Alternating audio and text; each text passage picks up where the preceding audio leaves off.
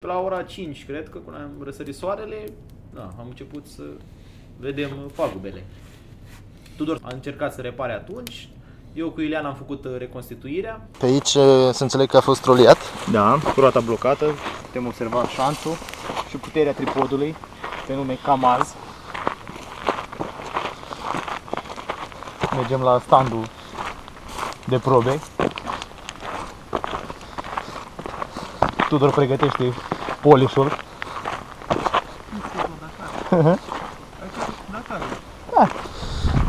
Dakar, dar mai puturos. Seara trebuie să faci. E pura că am mai găsit un test de apă. Da. Avarii majore nu a suferit, în afară de punte și un pic caroseria. Da. O jantă pare irecuperabilă pentru moment. Dar vom vedea. Chitul sigur că este destul de rezistent, cum puteți observa. Nici maceta nu poate să dea jos. Să nu exagerăm. Roată de rezervă. Aici am făcut un loc colector pentru apa de ploaie. Când ai nevoie te speri imediat, pâți. Fața un pic e mai cupei. De pe uzina auto. Oricum aerodinamica nu ne ajută înainte, deci Da, acum ar trebui. acum ne ajută. Aerisirea avem mult mai bună din cauza luftului creat între caroserie, cupolă și parbriz. Stați. În caz că vrei să saluți pe cineva, poți să scoți mâna să faci din degețele. Snorkelul a suferit un mic avarie, el fiind de cea mai bună calitate, de aia și rezistat. Proiectorul nemțesc, vorba aia unde pune neamțul mâna, aur. Oglinda nu se știe care, dar Oglinda, din păcate a rezistat, platină. Și putem observa și radiatorul, care este la cusut. Tudor are un pic de la cap niște urme, dar îi trec. până termină mașina, până e nouă mașina, Îi trec. o să fiu și eu nou. Și mie mi-a mai crescut un mușchi de la un țânțar. Nu știu dacă se poate observa aici. Deci mașină, a rezistat. Vom vedea în continuare următorul film, pornire. Da, în mod normal, Ar fi mașina bine nu mai are trece în șanse revistă să mergi cu ea. toate stricăciunile, că pentru alții s-ar putea să fi fost sfârșitul drumului. Da, practic, ce a fost cel mai grav pe lângă caroseria care era strâmbă, parbriz, geam spart, puntea era strâmbă, rupt, Foaia. o foaie de arc, disc, o jantă era compromisă. Important e că am reușit, radiatorul spart, Tampoanele la motor rupte toate. Bine, asta... mofturi. Important e că cu niște bucăți de lemn și cu foarte multe chingi am făcut-o. Bine, plus am avut noroc că, deși ne-a curs toată motorina din rezervor, canistrele de pe mașină au făcut doar o piruetă în aer și nu s-au lovit și de sol. Canistra cu motorină care o căram de acasă.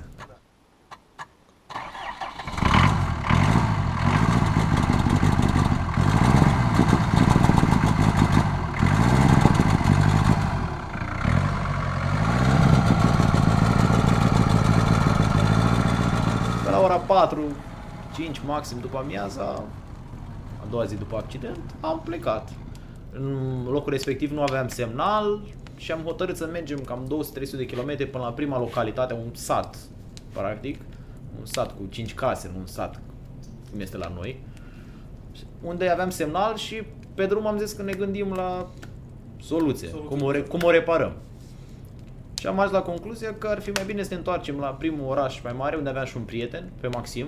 Trebuia să ne întoarcem 1465 de kilometri. Dar, după calculele noastre, era singura noastră șansă să putem repara mașina, să continuăm expediția. I-am dat mesaj omului, i-am zis, Max, dacă poți să ne primești, am avut un mic accident și vrem să ne... avem ceva de reparat. El a fost destul de uimit, că zic că vă întoarceți aproape 2000 de kilometri doar pentru puțin. Ui, chiar puțin, hai să vezi. Și astfel a început drumul înapoi. Am improvizat cât s-a putut să ținem mașina pe drum. Da, mașina, de precizat că mașina mergea și strâmb și nu puteam să depășesc 30 la oră. Și mergeam încet. A început să-și plouă. Da, șoferul nu mai avea geam, parbrizul era prins cu bețe, bandă adezivă și... Da, că la un moment dat a început din cauza vântului să cadă în interior și atunci am pus niște bețe, am făcut niște gratii și am dat mai departe. Ce a fost interesant că în Rusia, pentru patrulele de poliție, o mașină cu parbrizul prins în bețe nu este ceva neobișnuit. Da, Nu ne-a oprit nimeni să ne întrebe Mi-a părut care-i amuzant, treaba. Da, nu. Era ceva obișnuit. Drumul a durat vreo 4 sau 5 zile, drumul de întoarcere, parcă. Noi mergeam foarte încet, situația era tensionată. Practic atunci a fost și ultima dată când ne-am certat. Și am ajuns la concluzia că, dacă nu suntem uniți, nu putem duce expediția la capăt. Și după 4-5 zile am ajuns la Maxim. Am mers la el la apartament. Fata lui ne-a dat cheia de la garaj. Deja știam garajul. A zis, el era la serviciu, a zis să mergem, să ne apucăm, să băgăm mașina în garaj, să vedem până ajunge el la serviciu. Până și el a fost surprins când am văzut starea mașinii. Și, practic prima seară a fost recepția și planul de bătaie. Recepția lucrării și planul de bătaie. L-am întocmit și timp de 9 zile am muncit de dimineață până seara să o punem pe picioare. Nu, și asta era foarte important, ne-am hotărât să nu spunem acasă că am avut accidentul, pentru că se creau emoții inutile. Da. Și în ideea asta trebuia nu numai să reparăm partea mecanică a mașinii, trebuia să o aducem și la în aspect aceeași inițial, stare. că din cele 9 zile, 10 zile a fost chiar până la plecare, mai mult de jumătate a fost lucru la tenihigerie, îndreptat tabla, chetuit, vopsit. Chiar și când o vopseam, ne uitam la poze cum era înainte ca să facem cât de cât să semene, să nu-și dea seama lumea. Important e că după 9 zile am reușit și am făcut-o. Mergea bine. Când să plecăm din Krasnoiarsk, s-a spart radiatorul iar. Am mai pierdut o oră, 2. Pe marginea drumului, normal, așa cum ne stă nouă bine. Și bineînțeles, cum la fiecare rău apare și un bine, practic ne-am întâlnit pe marginea drumului cu un rus, cu o Volgă care în anii 90 a fost importator de Aro și era foarte încântat că am văzut un Aro, ne-a povestit că a avut și el vreo 8 sau 9 mașini. Da. A fost ceva inedit. Practic radiatorul nu s-a spart degeaba, trebuia să ne mai țină un pic să ne întâlnim cu omul respectiv. Am reparat radiatorul și când să plecăm de oraș, nu mai pornea pompa de injecție. Am mai stat un pic, s-a răcit pompa, practic acolo au început primele semne de slăbiciune ale pompei de injecții. Da, până la BAM n-au mai fost, în afară de praful omniprezent pe drum. Se bloca un etrier. Asta era foarte... Da, se bloca un etrier Pe față. pe față dreaptă, da, și tot ne opream odată la 10-15 km, mai vărsam un litru de apă, se răcea, mai mergeam și am impresia că a doua zi Mergeam fără să frânăm. Asta mergeam fără să frânăm, era recordul, cât să mergi fără să atingi frâna. prima oprire după Krasnoiarsk a fost pe malul lacului Bratsk, unde am făcut tradiționala baie și spălare.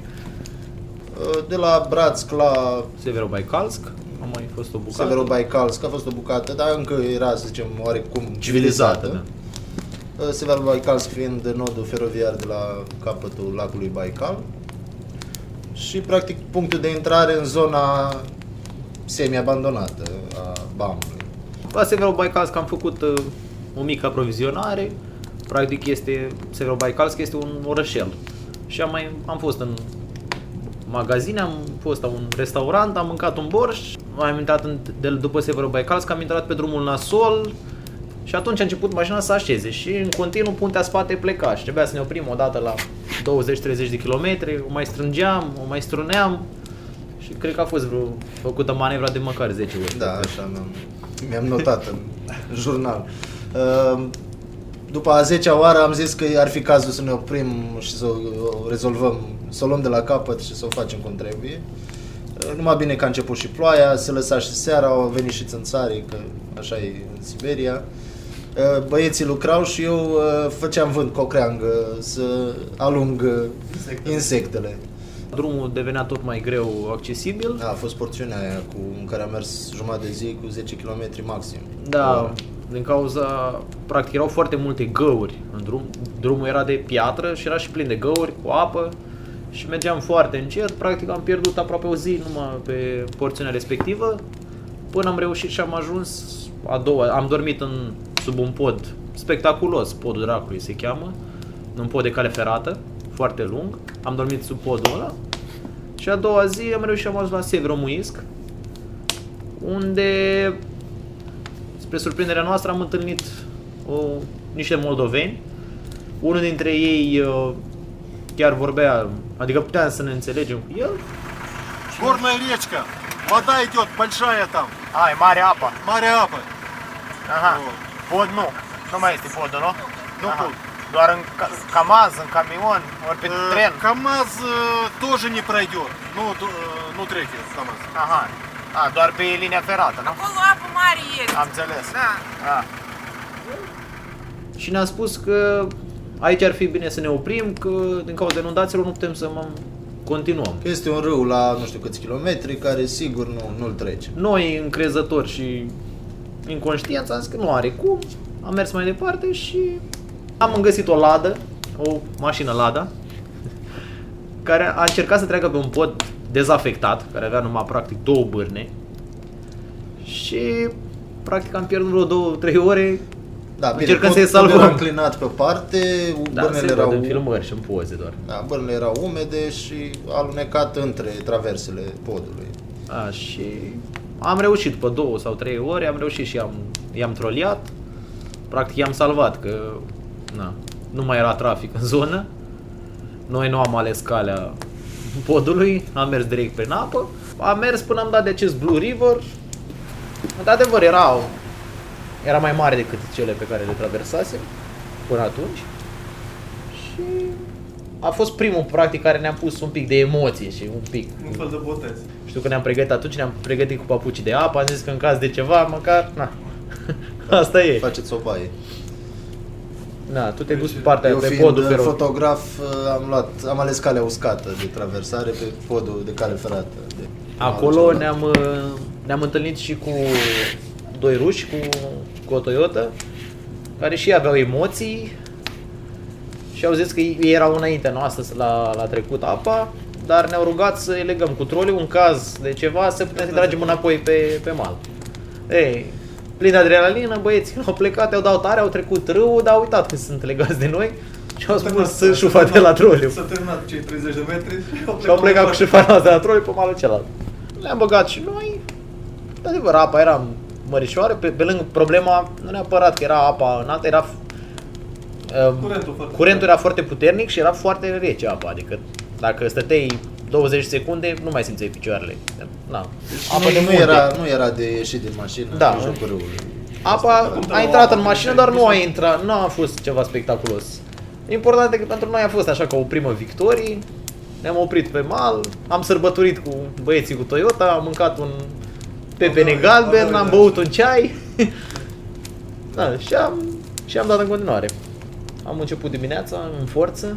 Știam că, adică speram să ajungem la unul dintre punctele cele mai importante ale BAM-ului, adică podul Vitim. Într-adevăr un pod spectaculos, ca și lungime, ca și înălțime față de apă. Practic Plus că era foarte îngust. E un fost pod de cale ferată pe care au lăsat doar structura de bază și au Pus pus niște lemne. traverse de tren, fără balustradă, fără nimic. Deci, practic, de lățimea De unei mașini. unei mașini. Am trecut. Podul, într-adevăr, spectaculos și la fața locului, nu doar în imagini. Am trecut prima dată, a coborât Iulian ca să filmeze de sub pod, pe malul celălalt. M-am întors și pe aia am mai făcut încă o filmare artistică, practic. Scrie în jurnal că drumul a fost foarte prost și înainte și după pod. Da, de menționat că drumul a fost prost tot. Că în zona aia chiar nu. No, era abandonat, se vedea că era abandonat, la un moment dat copacii aproape se uneau și drumul se pierdea și mergeam practic pe o potecă, prin pădure, așa se simțea. În taximul a început epopeea cu tampoanele de Volga. Da, noi tot drumul am avut o problemă cu tampoanele la motor, se rupeau, tampoane originale nu mai aveam de schimbat și am găsit noi o soluție și am adaptat niște tampoane de motor de Volga, dar care erau de proastă calitate și în continuu. Tot drumul am schimbat tampoane de Volga, în continuu. Da, recordul a fost un tampon care a ținut 3 minute jumate. Problema era că pierdeam foarte mult timp cu schimbatul, pierdeam măcar jumătate de oră, o oră, depinde. O oră de ce? După Vitim, prima victorie din traseu, am campat înainte de Coanda, unde știam că vom avea o nouă încercare. Era un podul rutier nu mai era din anii 80, era rupt și trebuia să trecem pe podul feroviar. Din poveștile citite pe forumuri, pe internet, știam că trebuie să mituim paznicul, dar nu știam că marea majoritate erau cu motociclete. Adică știam că erau cu motocicletele, dar am crezut că ești la mașină exact la fel. Da, cum s-a dovedit, ghinionul nostru a fost că în perioada respectivă se și lucra la calea ferată. Chiar în apropierea podului, deci era mult mai multă atenție în zonă. Era mult mai greu de mituit. Adică trebuie să mituiești unul mai mare în grad. Bine, n-am știut până n-am ajuns acolo. Noi ne-am dus încrezători direct la pod, pregătiți să trecem chiar în ziua respectivă. La pod ne-am întâlnit cu un paznic, așa, că morocănos, la, să zicem, un maxim 65-68 de ani și am încercat noi să spunem câteva cuvinte în rusă, el ne-a spus că nu se poate, Nu se poate, da. și cât timp ne sfătuiam între noi, fiind lângă el, a auzit că vorbim în română și deodată a început să spună și el câteva cuvinte. Băi, dar voi vorbiți moldovenește. Da. Când am auzit, surprinși, am început interogatoriu și am aflat că, într-adevăr, el era din Republica Moldova, plecat de vreo 40 de ani și timp de vreo jumătate de oră, să zicem, ne-a povestit viața lui. Practic, cum a fost luat de la... A încercat să fugă din Republica Moldova, a fost prins prin Kazakhstan, Kyrgyzstan, a fost dus la armată, după armată a fost trimis să lucreze la mină, pe buldozer și spre sfârșitul carierei a ajuns paznic în regiunea respectivă și în localitatea respectivă. Cum ne-a zis că el nu-și riscă pensia ca să ne lase să trecem. Ne-a explicat că nu Dacă poate. nu vorbim cu șeful, el nu are ce să facă. Dar ne-a recomandat, în schimb, până obținem aprobarea, să mergem în sat la Dima. Da. Că așa ne-a zis, că el e om primitor și putem sta la el și o să ne ajute el și cu șeful de la calea ferată și așa e cam singura șansă să trecem pod. Da, de menționat că unde am prins și o perioadă a inundațiilor, apa care în mod normal avea 1,5 m, să zic, în momentul respectiv avea aproape 5 metri. Deci nu era nicio șansă să treci în bena camionului. Mai este o practică, te urci în camion și trece prin apă Uralul, tu în benă. Dar Practic asta banii care condiții dădeai de pe secere. șpagă la pod, da. Îi dădeai pe camion. Dar ideea că nu mai așteptai și era și un pic mai relaxant. Nu era atât de stresant. Bun, am urmat sfatul lui Valodia, am căutat pe Dima, până la urmă am găsit casa lui la marginea satului. Noi, din recomandări, ne așteptam să fie un alt moldovean,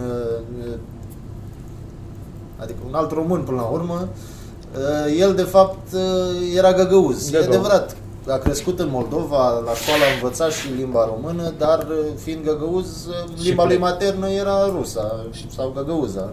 Da, și era de menționat că plecase și de 35 sau 40 de ani, plecase în Republica Moldova și cam uitase limba, dar important e că ne-am înțeles la nivel elementar încât și-a dat seama ce vrem să facem, ne-a găzduit la el și practic de acolo a început prietenia.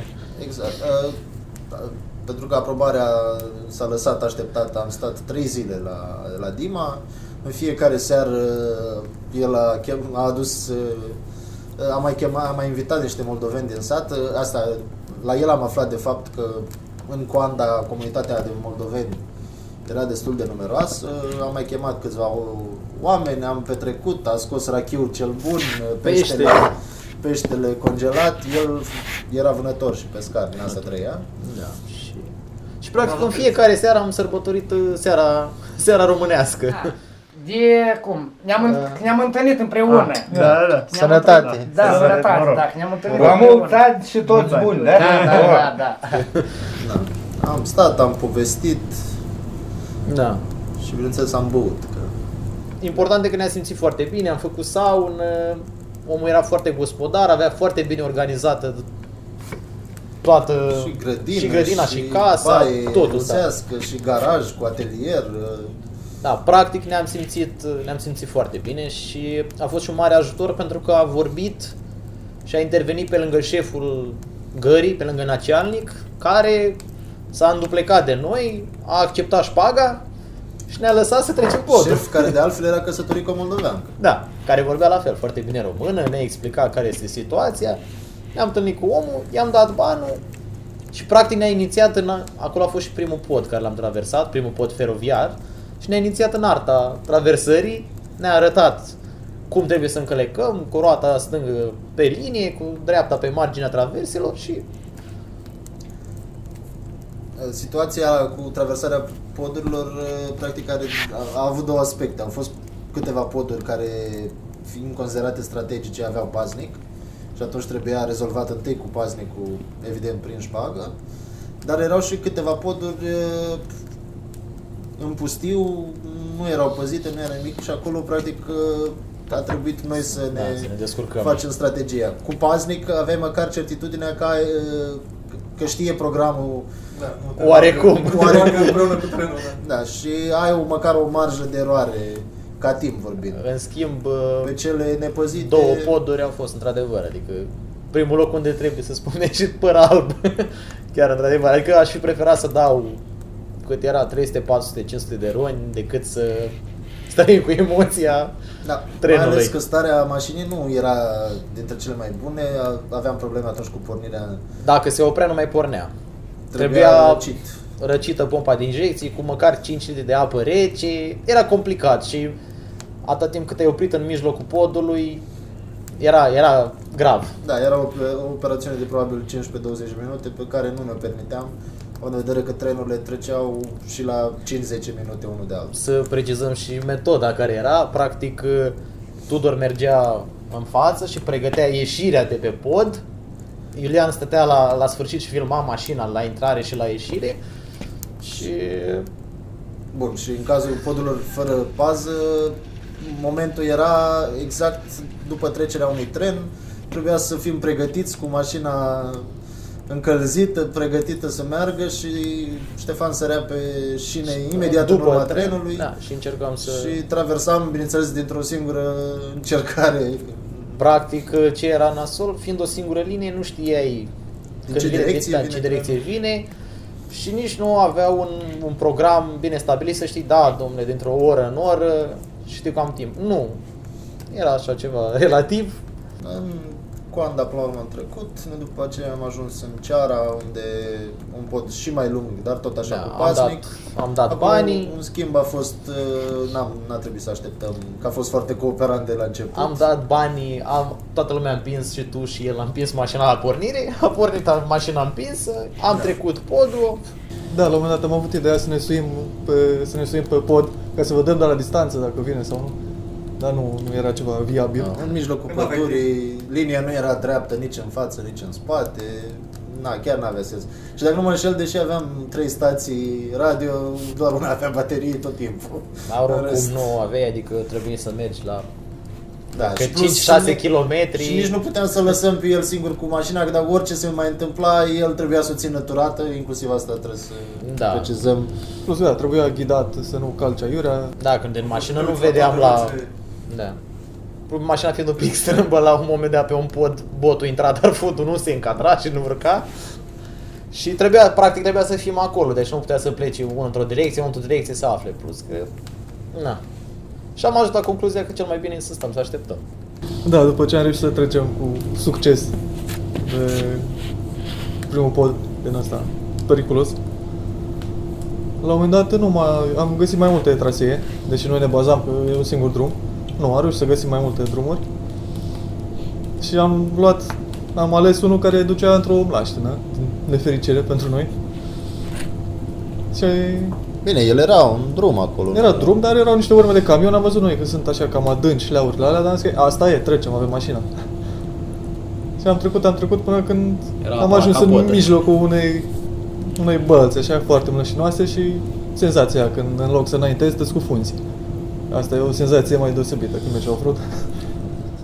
Ne-am Și înclinat am pe zis, parte, oprește. ca Aici Costa nu- Concordia ne-am lăsat pe parte.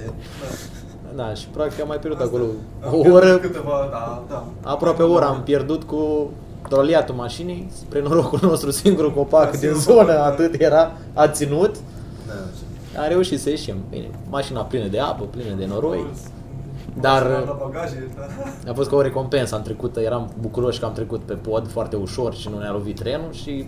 Na. Să ne distrăm într-o Da, mașină. totuși să avem o Exact. încercare. Să avem o încercare. Sărbătorirea, da. Da. Bun, după care tot în ziua respectivă am ajuns la un alt râu fără pod rutier.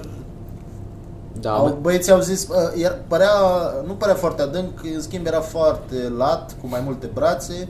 Și am zis totuși, în spiritul aventurii, haideți să încercăm dacă îl putem trece. să înțeleagă lumea, preferam să Decât, să riscăm să ne necăm decât să ne lovească trenul. da, Cam asta era inclusiv asta. Deci stresul era enorm, că te lovește trenul și Mult mai chiar ușor, dacă da. scăpai, deci chiar dacă scăpai din accident și nu te omora trenul, erai anchetat pentru terorism pentru că nu aveai voie să treci pe podurile feroviare. subminarea economiei și Era alte ceva tâmpeni, îngrozitor, da. adică Mai ales eram, străini în Rusia, pe o cale ferată strategică, Da, Nu nu am e vrut- singura cale ferată care traversează Siberia. nu am vrut să fim știre la nivel mondial. care am Adică, înțeles că a costat 20 de miliarde de dolari să o facă. dar nu am vrut să facem așa o problemă și am încercat să trecem prin... Da, acolo ați mers voi cu Tudor la pescuit, încercați adâncimea Pescuit de apei. adâncime, da. Tudor stătea pe capotă, eu din mașină aveam impresia că sunt pe barcă, nu vedeam decât luciul apei și nu-mi dădeam seama unde merg. Și atunci Tudor stătea cu picioarele pe bară, din față, pe capotă și cu un băț încerca să se uite să vadă Să apa. vadă, da. Nici eu nu vedeam mare lucru. Și bătea soarele. Am ajuns aproape până la jumătatea râului și deja când am văzut că botul începea să coboare sub apă, am hotărât că sigur ne ia curentul și n-are rost și să începem de nou manevra podului feroviar. Ne-am întors, am așteptat trenul, a trecut trenul, iar cu emoții l-am trecut. Asta a fost mai ușor, că nu mai avea traverse, avea dale de beton. Da, și nu mai avea traversele de lemn. Problema era practic la pod, pe lângă lățimea lui, era exact cât o mașină, una dintre roți stătea fix pe marginea traverselor și dacă un pic viram, dreapta sau stânga, cădeam și rămâneam blocat și atunci... Nu o scoteam de acolo, sigur. Da, era... Scoteam cu locomotiva, Da, prin împingere.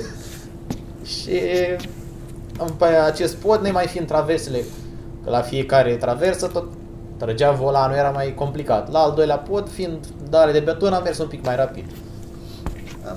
Următorul punct de cotitură a fost un fluviu, de adevăr fluviu, cam cât Dunărea. Da, unde nici măcar nu și-au bătut capul să mai facă pod rutier. Și Singura șansă, podul feroviar. Acolo nu aveai nicio șansă cu camion, nimic. Gândiți-vă că era de lățimea Dunării, adâncime considerabilă, măcar 10-12 metri, deci nu aveai nicio șansă podul decât... era păzit. Da, podul era păzit și de o parte și de cealaltă. Era și o haltă, o remiză feroviară chiar în apropiere și din această cauză era și traficul. Era destul de intens în zona respectivă, în zona podului. Problema era că nu am găsit la fața locului pe nimeni cu care să negociem trecerea podului. Norocul nostru a fost că de partea cealaltă era o echipă care lucra la reabilitare, la vopsit.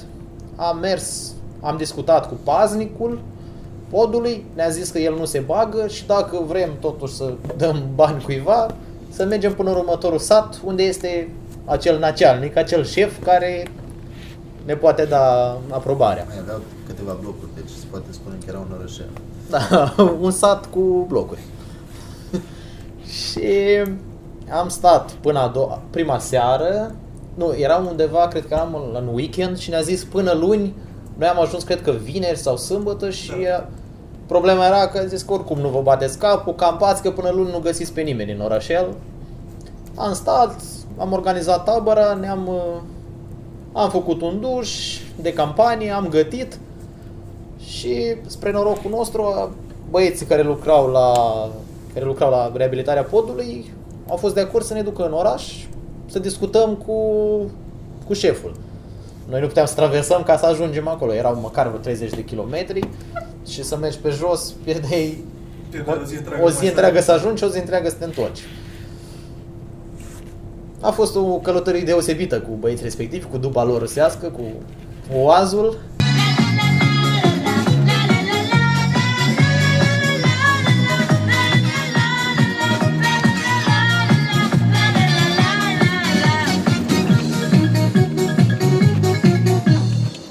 Chiar a fost amuzant. Am ajuns în oraș, am mers la sediul căilor ferate. Sediul mare acolo. Da.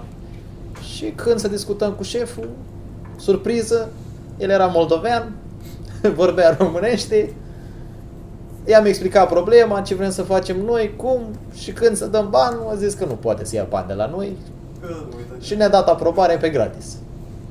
Na. Bucuroși ne-am întors înapoi, ne-am pregătit mașina, când să plecăm, bineînțeles, nu pornea. Omul, paznicul, spunea, haideți, treceți acum că în 10 minute vine trenul, noi nimic, nu pornea, am încercat să o împingem, nu pornea. După un sfert de oră am reușit, am pornit, a trecut un tren, am aliniat mașina, practic atunci este momentul când am urcat mașina cu botul și spatele nu vrea să urce, mașina fiind un pic strâmbă. A fost ultimul pod feroviar, cel mai lung și a fost cu emoții, pentru că fix la ieșire, Tudor s-a dus în față să pună scândura pentru ieșire, că dacă aveai nenoroc, puteai să te înțepenești în contrașină și rămânea mașina blocată pe pod. Iulian... Eu filmam atunci. Da. Iulian, erai și tu în față atunci și filmai. Când am ieșit de pe pod, mașina s-a înțepenit. Șoc și groază. Da, pazii au început să se agite. Da, pazii au început să se agite, că vine trenul, să mișcăm. Am început să trag de toate manetele care le găseam. Am tras și blocantul. Până la urmă, înainte și înapoi, am reușit și am deblocat mașina. M-a lovit și o migrenă puternică după asta. Într-adevăr, acolo a fost un moment, greu. Neplăcut. Da, neplăcut. Și după am mers în Iuctali. În oraș, da, în satul oraș. Căminul cultural era transformat într-un fel de mini-mall. Dar de precizat că am fost și am dat un cadou ceva. Stickere. Da. A zis omul că, bun, nu ia niciun ban, dar să-i dăm ceva să aibă amintire de la noi. Și ne-am dus la birou și băieții i-au dat două stickere cu expediția noastră. Și el ne-a recomandat să mergem în sat, unde era căminul cultural, că acolo erau și un mini-magazin. Da, magazine, patiserii, chestii. Da, erau mai multe. Și chiar vânzătoarea la care ne-am oprit era și ea moldoveancă. Da. Vorbea română, ne-a recomandat niște produse. Țin minte că atunci am cumpărat 2 roșii la 3 oameni. Cu legumele este foarte greu în Siberia, sunt foarte scumpe, foarte rare. Dar merita sărbătorit și am zis că merităm. Merităm acele roșii, da. În Iuctali nu se găsea combustibil deloc. Da. Dar în față la mall am abordat un motociclist. Da. Era un tânăr cu un Ural. Care inițial a zis că nu găsim pe nicăieri, dar când a văzut că suntem de încredere, a zis că bine, haideți la mine acasă și am cumpărat motorină de la el. Au mai fost niște traversări de râuri în următoarele 2 zile, dintre care una ne-a luat un pic prin surprindere. Traversări de râuri era odată la maxim jumătate de oră, dar un râu... Inclusiv era un râu pe care eu din documentația mea știam că trebuie să aibă pod și nu avea. Nu mai avea pod. Plus că era destul de umflat. S-a dus Tudor... A încercat, să traverseze, dar viteza era prea mare și... Da, echipamentul de protecție șlapii, unul l-am pierdut, mi-a luat apa, după care era să cad și eu, n-am întors. Pe lângă că era rapidă apa, Deci avea un volum foarte mare și era și foarte rece. Ne-am urcat toți trei, am scos toate bagajele, le-am pus, ne-am dat seama că o să intre apă în mașină, le-am pus deasupra, le-am legat și măcar am pus GoPro-ul pe un băț în față. După care am ajuns la un râu care știam că nu are pod și s-a dovedit că are și bine a fost pentru că La n-am fi cimitir? putut trece. Nu, mai încolo. Nu mai aduc aminte exact, dar am văzut în jurnal. Era un râu mult prea mare ca să putem trece prin apă. După care ne-am oprit într-o localitate semi-părăsită, ne apropiam de acum de Tinda. Am luat bere și am sărbătorit la volan. Da, deja da. începuse drumul mai repede. Drumul deja era mai bun, poduri de beton, vodou, deja Da, eram deja. la civilizație. Ei, și practic cam asta a fost BAM-ul. Da, N-am mă, descris aici toate opririle mecanice pentru că Mecanica a fost făcută în continuu. Ah. În fiecare zi, dacă nu o făceam în fiecare zi, trebuia să recuperăm o dată, 2 zile. Deci nu folosim. Totul natural, mineral. din Tinda drumul teoretic Am intrat pe drumul federal, nu vă închipuiți că drumul federal e asfalt. Nu, e un drum de piatră, este drept. Problema este că e plin de praf și când trec camioane îți aruncă pietre în continuu. În geam, în far. bine, am rămas și fără frână. Bine, fără frână am rămas în mod constant. Am mai anulat câte o Atunci conductă. am reușit performanța să rămânem cu Doar cu o singură dată, da. Și când, înainte să frânez, eram invers și frânam. Știam că o să tragă stânga. Și am ajuns în Iacuțc, unde a început marea campanie de mecanică. Când să urcăm pe feribot, pe barjă, feribot, cam pretențios, pe o barjă amărâtă, pe un ponton plutitor, s-a rupt maneta de la reductor. Am urcat atunci cu spatele, că la e regula urci cu spatele, Ca să ieși cu fața. că să ieși cu fața. Faci manevre pe barge, că dezechilibrezi problema. Da, noi având probleme și cu motorul, nu prea trăgea, m-am chinuit până am urcat pe barjă. Spre norocul nostru ne-am prietenit cu un rus. I-am explicat, ne-a întrebat de unde venim, mi-am explicat de expediții de asta. Dar era fascinată de mașina noastră. Da. Și i-am explicat că avem niște probleme tehnice și dacă știe cumva unde am putea să le remediem. Omul a fost foarte săritor și foarte inspirat pentru că ne-a dus la un hotel foarte ieftin. Condițiile chiar au fost decente, era ieftin. Și eram înconjurat de garaje. Da, dar unul dintre colocatarii de sub noi era și mecanic. La noi reparații la service nu implicau că noi dădeam bani și reparau alții. Nu, noi practic Trebuia să închiriam sculele și ne reparam noi. Practic asta însemna reparat. Oricum, da, majoritatea nici nu știau, se uitau la o mașină ciudat. Oricum, toate reparațiile astea erau necesare atât din cauza drumului de până acolo, dar mai ales că din Iacuțc, practic, intram pe Colima, pe drumul, așa, drumul Oaselor. Drumul Oaselor și trebuia să ajungem la Tomtor, care practic era un drum abandonat și știam că nu mai avem orașe și nu mai avem șanse unde să mai reparăm mașina și practic am încercat să o facem atunci cât mai trainică, să ne țină. Nu a fost, bineînțeles, așa. Am plecat din Iacuțc, iar epopeea cu barja plutitoare, am plecat spre seară, ne-am împrietenit cu un profesor de engleză rus, dar care era Am camionagiu, menționat că barja care traversează Lena face o oră jumătate. face o oră jumate. Adică ai timp să te împrietenești cu măcar jumătate din trecători. Măcar să intre în vorbă. Da. Și Ce ne poți?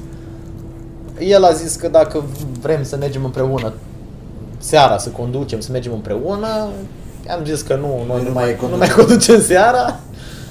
Am zis că nu are rost. Am campat chiar pe malul celălalt, al Lenei. Dimineața le-am reluat traseul și am continuat acel drum monoton, plin de praf. Zile întregi. La un moment dat drumul intră în munți, undeva cam la vreo 500 km de Iacuțc. Peisajul devine mai interesant, nu mai vezi aceeași pădure monotonă și... Contează enorm la moral schimbarea peisajului.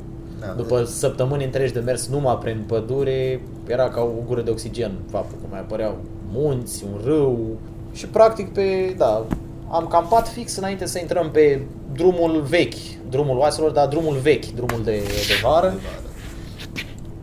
Pe 27 august, practic de ziua mea, Am ajuns în am Tomtor. am intrat pe drumul respectiv, am mers toată ziua și seara am ajuns în Tomtor. Tomtor și Oimiacon sunt două localități, una la distanță de 30 de km, cealaltă, și dețin amândouă, se bat pentru titlul de cea mai friguroasă localitate Din lume. Da. din lume. Minus 71,2 grade a fost. Adevărul e că Odată. stația meteo e la jumătatea dintre cele două sate, așa că nu știu cum se vor înțelege ei. Da, de-aia se bate pentru supremație. Dar Acum, noi am avut noroc că nu a fost frig. Deci, practic, ziua era chiar bine. Seara, într-adevăr, era frig. Cum era în Siberia, aproape toamnă. Încântați că știam că după Tomtor, pe această localitate, mai aveam trecut doar un râu și Mai dificil. începea bucata cea mai grea.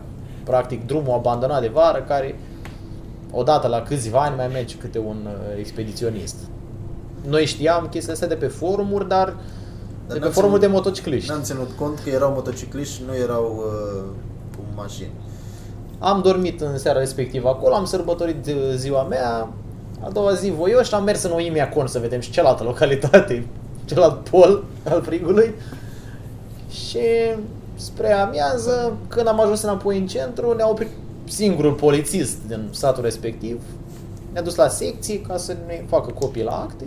Era și pentru el o premieră, că nu prea am văzut de câțiva ani turiști pe acolo. Și din vorbă în vorbă a înțeles el unde vrem să mergem noi și ne-a explicat că nu este posibil. Pentru noi a fost ca un șoc. Că podul e rupt. Și am podul zis, nu este se rupt. poate, că am citit că se trece, cum? Da. Nu, că e rupt. Înainte să ajungem la pod, am mai sudat un pic mașina. Da, foarte Ne-am oprit La autobază. Asta e, la autobază. Dar noi eram hotărâți și într-adevăr, când am ajuns la pod, podul era rupt și doar motociclete puteau să treacă pe o bucată. Se poate vedea din filmări și din poze. Deci, practic, singura șansă ca să înaintăm era să mai pierdem măcar o săptămână, să reparăm o bucată de pod noi. Nu, și oricum nu aveam certitudinea că Reușim reparația să facem ceva. chiar ține, având în vedere că lipsea un pilon și el stătea agățat Ei, în în fosta frenezia lui. momentului eram în stare, dar zile de viză ne-au încurcat. Da, ne-am Coada întors între picioare, ne-am întors drumul federal. spre drumul federal, drumul federal, care tocmai se lărgea, se făcea, Da, era plin de o nebunie, șantiere. da, era plin de șantieri. Da. Și am mers până la Uscut, de menționat. Uscut, care era un oraș minier, Nu, scute înainte de Baikal. nu Uscut, Usnera. Usnera, da, practic ăla a fost și, punctul Punctul cel cel mai mai nordic al expediției. Un oraș minier, nimic deosebit, oraș, fel de, Acolo cred că am făcut prima pană. da, unde am mâncat și... Banul aveam deja de Pana o aveam de câteva mii de acolo kilometri. era deja mai Acasă grav. Da, am primit de la băieții care făceau pana, am primit și niște pepene galben. Nu, dacă nu am fi fost într-o expediție, nu ne-ar fi ajutat pentru că era duminică și practic era închisă vulcanizarea, dar s-a nimerit că ei aveau o onomastică sau sărbătoreau ceva acolo Da.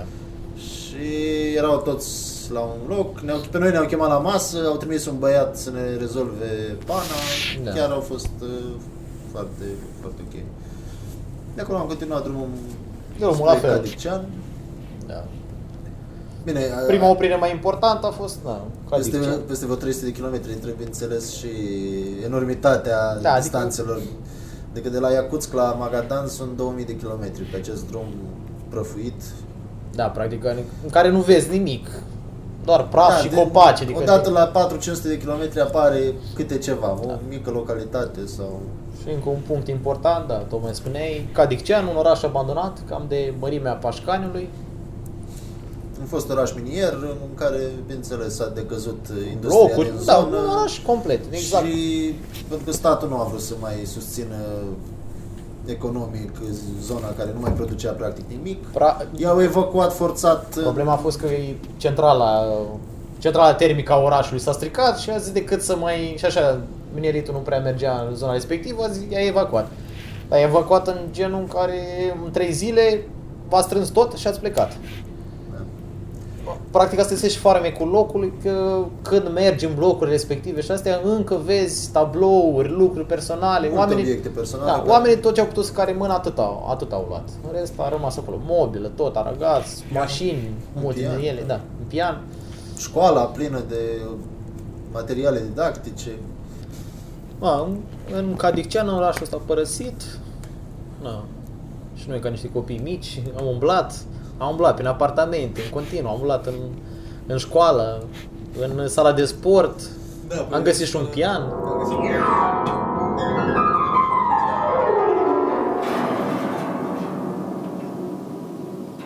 Practic a fost, pentru noi a fost ceva inedit, un oraș de așa anvergură. Un alt fel de parc de distracție. Da, exact, abandonat. În aceeași zi, pe traseu am mai găsit încă un oraș abandonat, am mai pierdut și acolo câteva ore bune. Da, și acolo la fel totuși. Da, un oraș la fel, foarte interesant, da, și cu mașini abandonate, cu tot. Exact. Practic pentru noi a fost o imagine post-apocaliptică, eram într-un film, practic jucam, așa ne simțeam. Drumul a continuat, practic, trăgeam tare să ajungem la unul dintre cele mai importante puncte ale expediției noastre.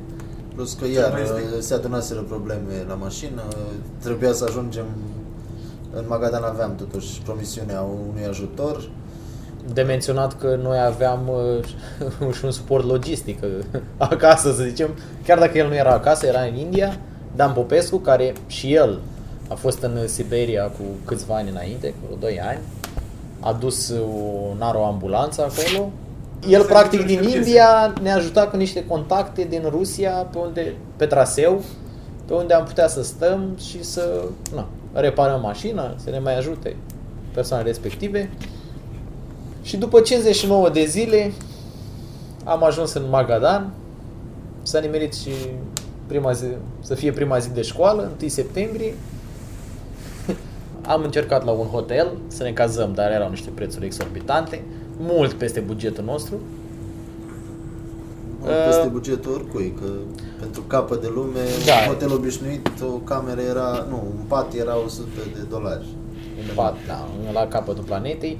Orașul era destul de mare, clar, dar probabil nu era atât de populat de turiști și singurii oameni care veneau acolo erau investitori care căutau afaceri și probabil în minerit și își permiteau să dea €100. Noi nu, așa că am optat la varianta noastră, cazarea în Aro, prima seară.